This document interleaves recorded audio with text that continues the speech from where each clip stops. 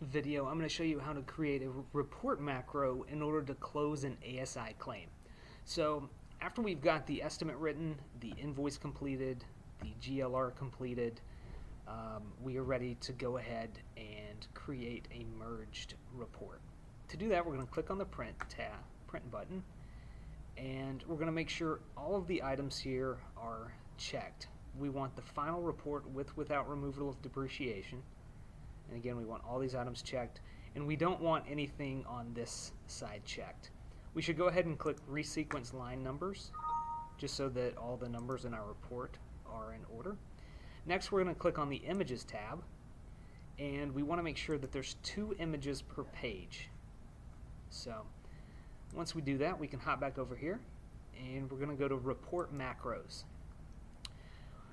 To create the ASI merged report, what we're going to do is we're going to click Add, and we can just write ASI Final Report, and on the description we'll write the same thing.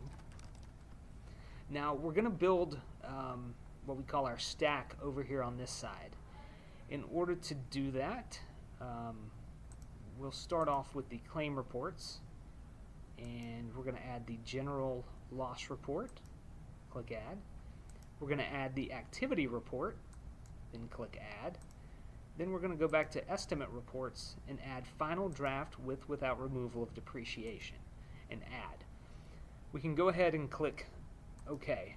Now this is our report macro that's never going to change. We should only have to do this once. We can double click and all of the items will still be in here in this order. So the only thing we're going to have to change from estimate to estimate is we're going to add an invoice to this. So we're going to click Add File, and we're going to go to wherever we saved the invoice for this particular claim.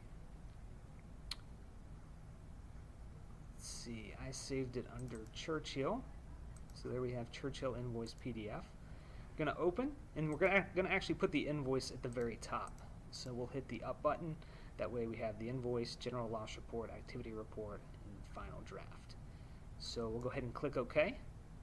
And then we also need to make another macro just for the invoice.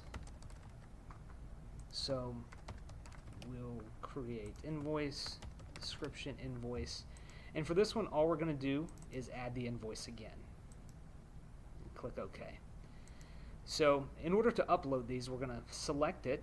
We're going to make sure Images and Sketch is selected, and we want to make sure that the reports are merged.